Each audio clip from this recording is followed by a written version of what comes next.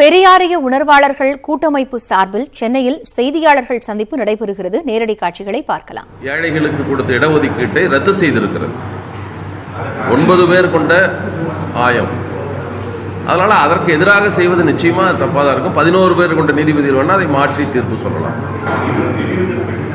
என்னங்க ரெவியூ இல்லைங்களே. இப்போ அரசியலுடைய பேசிக் ஸ்ட்ரக்சர் ஆஃப் தி கான்ஸ்டியூஷனுக்கு எதிராக இருக்குதுன்னு தான் வழக்கு போடுவோம். கேசவானந்த பாரதி வழக்கு முதலே இருக்கு. பேசிக் ஸ்ட்ரக்சரை பாராளுமன்றம் கூட மாற்ற முடியாது.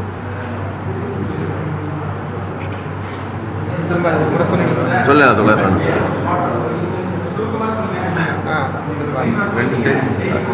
சரி அதை மட்டும் சொல்ல.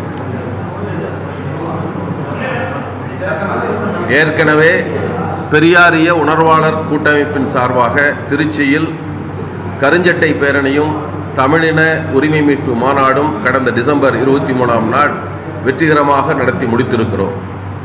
அதன் தொடர் செயல் திட்டமாக இந்திய அரசியல் சட்டம் வரையறுத்திருக்கிற வரையறைகளுக்கு எதிராக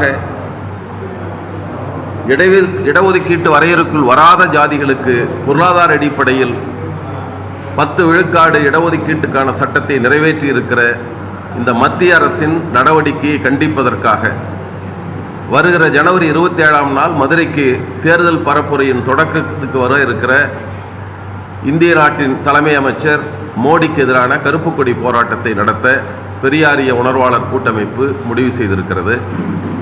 அதேபோல இந்த நாட்டில் சமத்துவத்தை பேணுகிற முயற்சியிலும் இந்த நாட்டிற்கான அரசியல் சட்டத்தை வரையறுத்து கொடுத்த அறிவர் அம்பேத்கர் அவர்களுடைய பிறந்த நாளை ஒட்டி வருகிற ஏப்ரல் 7ஆம் நாள் மதுரையில் நீலச்சட்டை பேரணியும்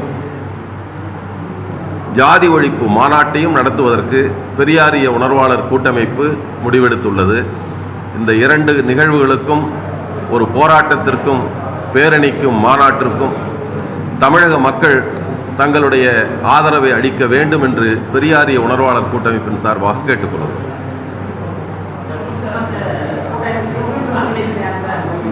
பெரியாரிய உணர்வாளர் கூட்டமைப்பு தான், ஆர்கனைசேஷன் யாரும் இல்லை. 3 பேர் இருக்காங்க. தோழர் பொழிலன், தோழர் திருமுருகன் காந்தி, தோழர் அரங்க குணசேகரன்.